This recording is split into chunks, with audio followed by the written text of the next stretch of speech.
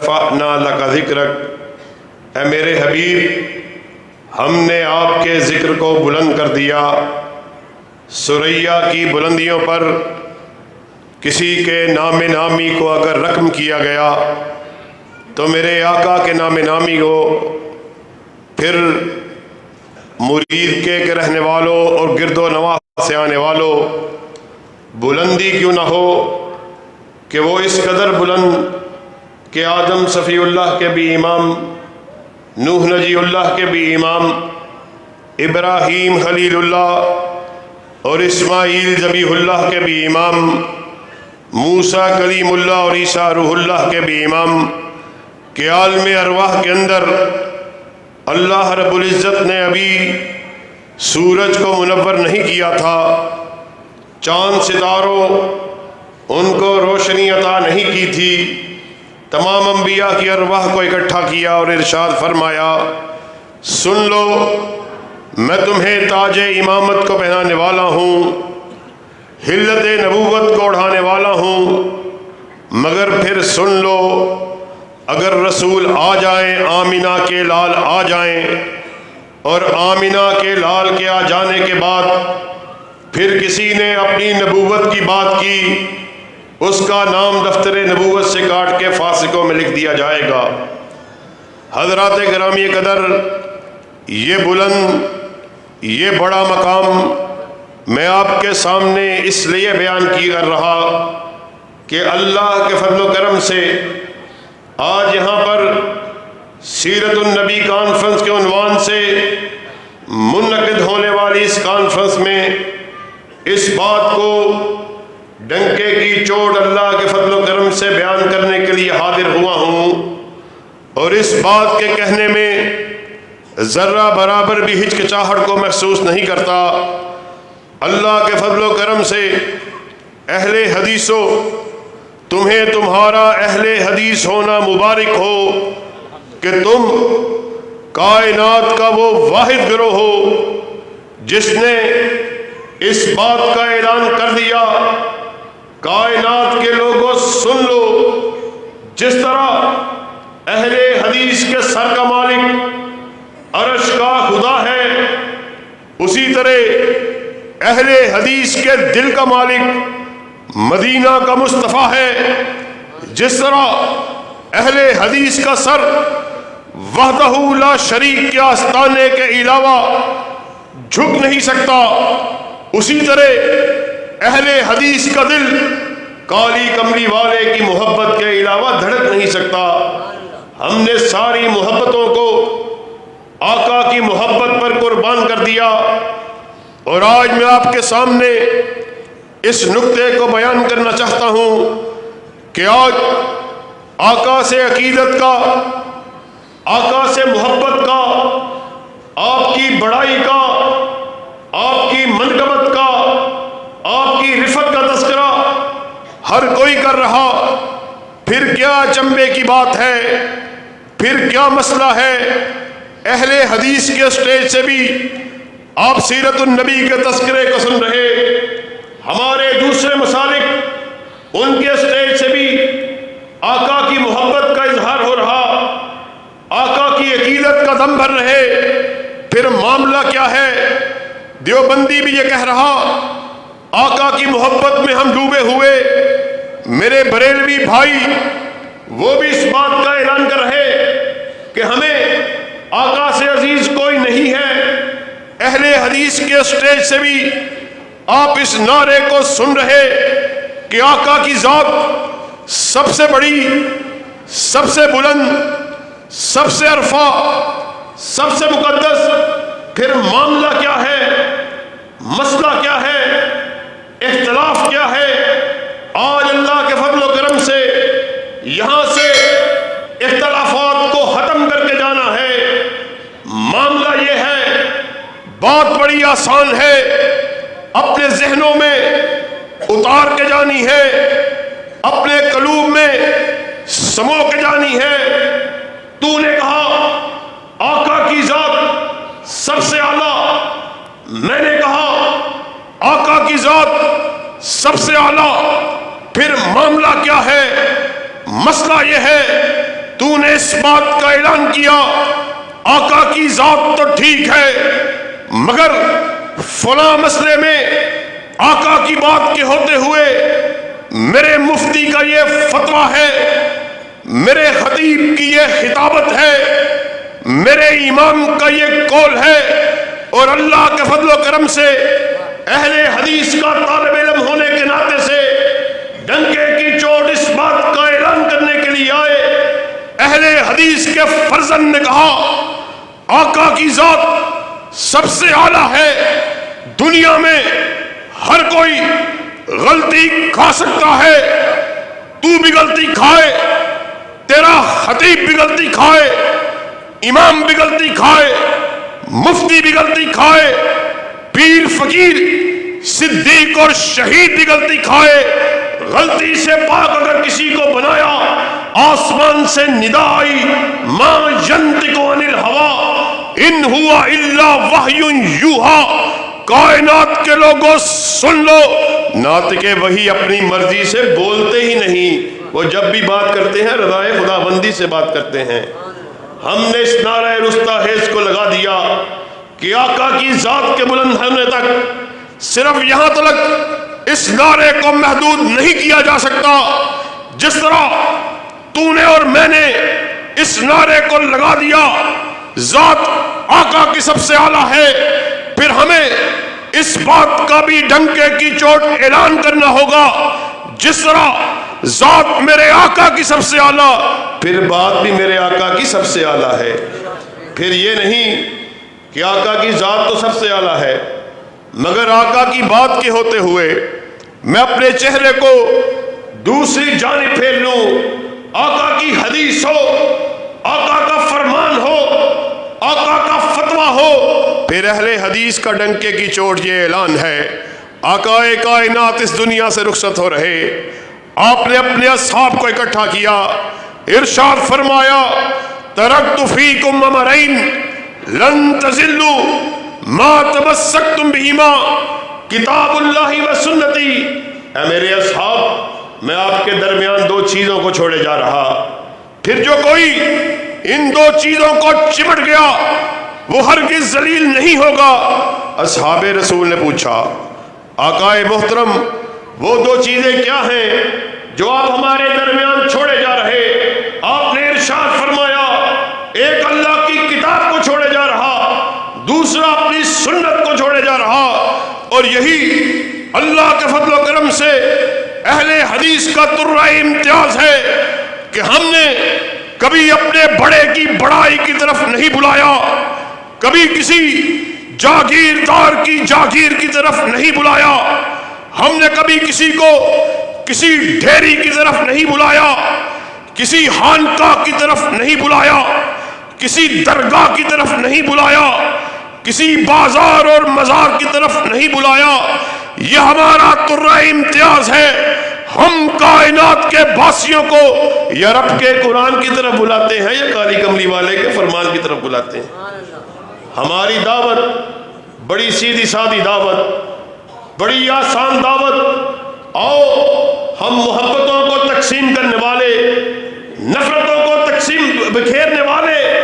نفرتوں کو ختم کرنے والے، محبتوں کو تقسیم کرنے والے، ہماری دعوت پیار کی دعوت، اختلافات کے خاتمے کی دعوت، مگر یاد رکھو اللہ کے فضل و کرم سے اہل حدیث کے فرزند کو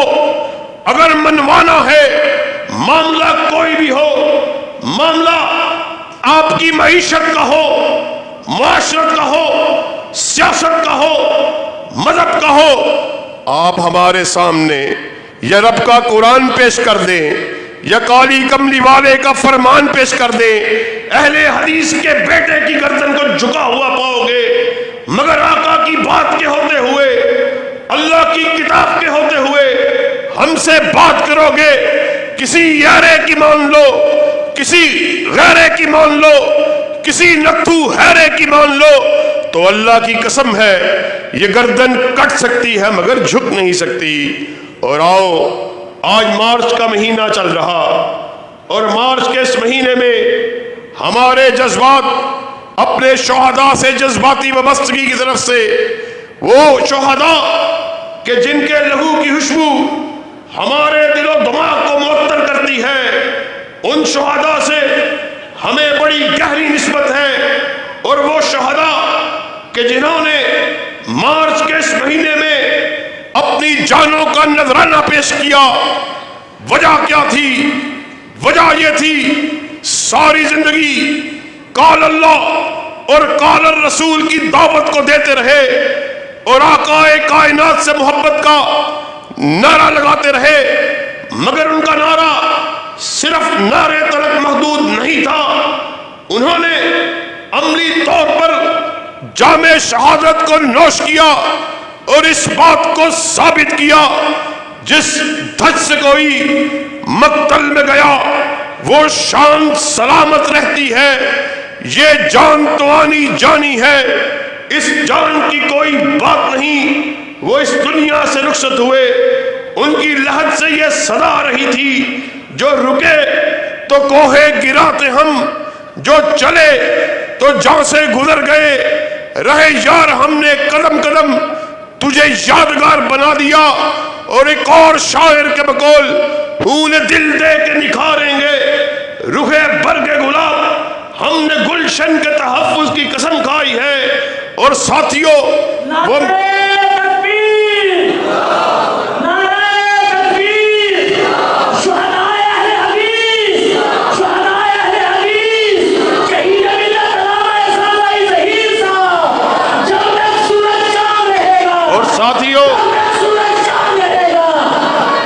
اور اللہ کے فضل و کرم سے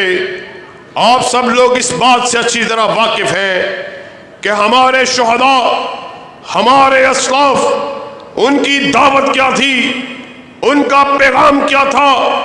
ان کا منشور کیا تھا، ان کا نظریہ کیا تھا۔ آج اللہ کے فضل و کرم سے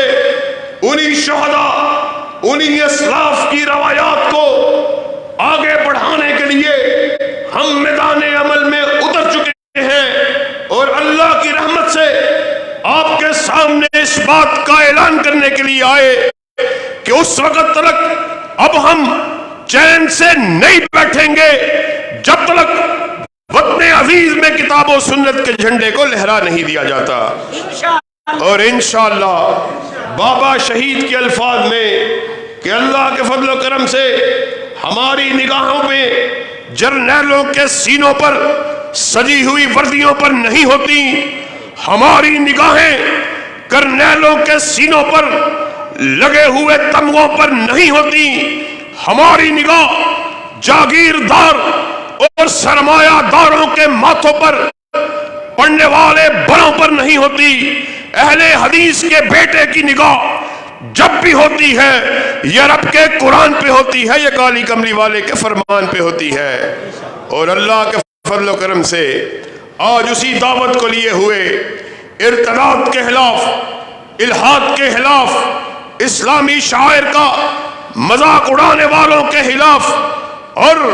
تحفظ دفاع صحابہ کے لیے، تحفظ ختم نبوت کے لیے ہم میدان عمل میں اتر چکے ہیں۔ اور علامہ شہید کے ہی الفاظ میں زندگی اور موت ہمیں اس بات کا کوئی ڈر اور خوف نہیں ہے۔ ہمیں ان ماؤں نے لوری کو دیا جنہوں نے ہمیں لوری دیتے ہوئے اس بات کا درس دیا، بیٹا وطن عزیز میں دفاع ختم نبوت کے لیے، دفاع صحابہ کے لیے، دفاع اسلامی شعار کے لیے، اس احکام کے لیے اپنی گردنوں کو کٹوا دینا ہے مگر ان کو جھکانا نہیں ہے۔ اور اللہ کے فضل و کرم سے جفا کی تیغ سے گردن وفا شعاروں کی کٹی ہے برسر میدان مگر جھکی۔ میں اس جماعت پریشر کو خاطر میں نہ لاتے ہوئے آپ سے کمٹمنٹ کرتا ہوں، آسیہ ملونہ کو ملک سے فرار کرایا جائے گا۔ اور ہم نے جیتے جاگتے دیکھا کس طرح اسلامی ریاست کے دعوے دار نے آسیہ ملونہ کو ملک سے فرار کرایا گیا۔ اور اسی پر بس نہیں، جب حضرت ابو بکر صدیق آپ کی شان میں تنقید کو کیا گیا اللہ کی قسم کوئی اور نہیں تھا اسی اسلامی ریاست کے دعوے دار، اس کے ارد گرد رائٹ اور لیفٹ رہنے والے وزراء اس توہین صحابہ کا ارتکاب کرنے والے آصف رضا علوی کو ملک سے فرار کرتے ہوئے نظر آتے ہیں۔ ہم آج یہاں پر اللہ کے فضل و کرم سے اس بات کا اعلان کرنے کے لیے آئے، سنو، اسلامی ریاست اس کا پہلا ستون ابو بکر صدیق تھے، دوسرا ستون عمر فاروق تھے، تیسرا ستون ذی النورین تھے، چوتھا ستون علی المرتضیٰ تھے۔ جب تک اہل حدیث کا ایک بچہ بھی زندہ ہے شان صحابہ میں تنقیص کی اجازت کو نہیں دیا جائے گا۔ اور کیا آپ اس کام میں ہمارا ساتھ دینے کے لیے تیار ہو؟ ابو بکر کی صداقت کو بلند کرنے کے لیے تیار ہو؟ فاروق کی عدالت کا چلا کر بولی، واہ محمد صلی اللہ علیہ وسلم، میں آپ کے گھر کے سامنے لوٹی جا رہی، آپ کی اور میری ماں حضرت عائشہ صدیقہ رضی اللہ تعالیٰ عنہ روایت کرتی ہیں، آپ کی سماعت سے یہودی بیٹی کی آواز ٹکرائی، آپ لپک کر اٹھے، وہ کملی جسے کبھی یا ایھا المدثر کہہ کے پکارا گیا، کبھی یا ایھا المزمل کہہ کے پکارا گیا، وہ کملی آپ کے قدم ہائے مبارک پہ گری، آپ دوڑ کر نکلے، اس یہودی لڑکی کے پاس پہنچے، اس کے سر پر دست شفقت کو رکھا اور کہا، مدینہ میں میرے تحت رہنے والی یہ بیٹی تو یہودی کی بیٹی نہیں بلکہ محمد کی بیٹی ہے صلی اللہ علیہ وسلم۔ آج ہم نے طرح طرح کے نظاموں کو آزما لیا، ہم نے نواز شریف کے دور کو بھی دیکھا، ہم نے زرداری کے دور کو بھی دیکھا، ہم نے عمران خان کے دور کو بھی دیکھا۔ اللہ کی قسم ملک کے حالات جو کہ تو ہیں بلکہ بد سے بدتر ہوتے جا رہے، امن نصرت تلک نہیں آ سکتا جب تک ملک کے آئین کو، ملک کے دستور کو قرآن و سنت کے تابع نہیں کر دیا جاتا۔ جب پاکستان کو بنایا گیا، نعرے کو لگایا گیا، بچے کو بھی معلوم ہے پاکستان کا مطلب کیا، لا الہ الا اللہ، اسی نعرے کے تحت یہ ملک معرض وجود میں آیا، مگر نعرہ صرف نعرے کی حد تک رہا، اور آج اللہ کے فضل و کرم سے آپ کے سامنے اس بات کا اعلان کرنے کے لیے آئے کہ اللہ کی رحمت سے اسی نعرے کو، اسی نظریے کو، اسی اساس کو لے کر مرکزی جمعیت اہل حدیث پاکستان نے اس دفعہ اس بات کا اعلان کیا ہے کہ اب کی مرتبہ اللہ کے فضل و کرم سے اب کے برس ہم گلشن والے اپنا حصہ پورا لیں گے، پھولوں کی تقسیم کریں گے، کانٹوں کی تقسیم کریں گے، اور یاد رکھو اللہ کی قسم یہ آپ کے ایمان کا حصہ ہے۔ ووٹ ایک مقدس امانت ہے، یہاں پر برادریوں کے نام پر ووٹ کو جانا جا رہا، کاسٹ کے نام پر ووٹ کو جانا جا رہا، تھانے اور کچہری کے کاموں پر ووٹ کو جانا جا رہا، مگر حالات آپ کے سامنے ہیں، ملکی حالات بدلتے چلے گئے۔ یاد رکھو ووٹ آپ کی ایک مقدس امانت ہے، اس کو آپ نے صحیح طور پر استعمال کرنا ہے۔ اگر ووٹ قال اللہ اور قال رسول کے کہنے والے کے پلڑے میں ڈال دیا، یاد رکھو وہ ناکام بھی رہا، کوئی ڈر نہیں، یہ بازی عشق کی بازی ہے، گر جیت گئے تو کیا کہنا، ہارے بھی تو بازی مات نہیں۔ اللہ کے فضل و کرم سے وطن عزیز میں ارتداد کا مقابلہ کرنے کے لیے، الحاد کا مقابلہ کرنے کے لیے، دفاع صحابہ کے لیے، دفاع ختم نبوت کے لیے، قال اللہ اور قال الرسول کے جھنڈے کو اٹھانے کے لیے ہم نے اب کی مرتبہ ملک کے طول و عرض میں اپنے امیدواروں کو میدان سیاست میں اتارنے کا فیصلہ کیا ہے، اور آج خوش نصیبی ہے اس مسجد کی چھت تلے حاجی نواز مغل صاحب جو آپ کی اس پی پی 136 میں حلقہ انتخاب سے انتخاب لڑ رہے ہیں، اللہ کے فضل و کرم سے مرکزی جمعیت اہل حدیث پاکستان کی پوری قیادت حاجی صاحب کے شانہ بشانہ ہے۔ ملک سے الحاق کو ختم کرنے کے لیے، ارتداد کو ختم کرنے کے لیے، دفاع صحابہ کے لیے، دفاع ختم نبوت کے لیے ہمارا ساتھ دینے کے لیے تیار ہیں؟ ذرا ہاتھوں کو بلند کر کے بآواز بلند کہو، آپ ہمارا ساتھ دینے کے لیے تیار ہیں؟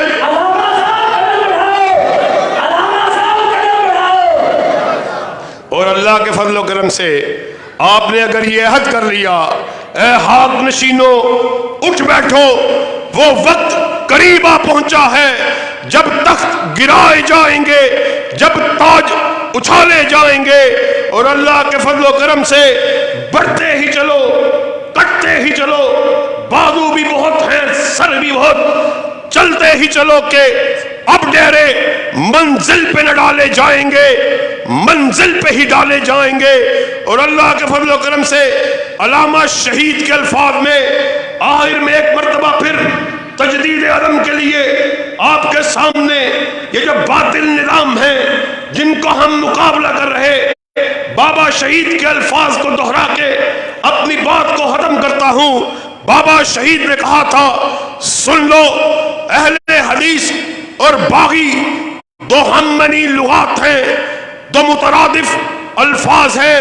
سن لو اہل حدیث باغی ہے، ہر باطل نظام کا باغی، ایوب خان کا باغی، سکندر مرزا کا باغی، بھٹو کا باغی، اور آج علامہ شہید کا جسمانی بیٹا اور ہزاروں کی تعداد میں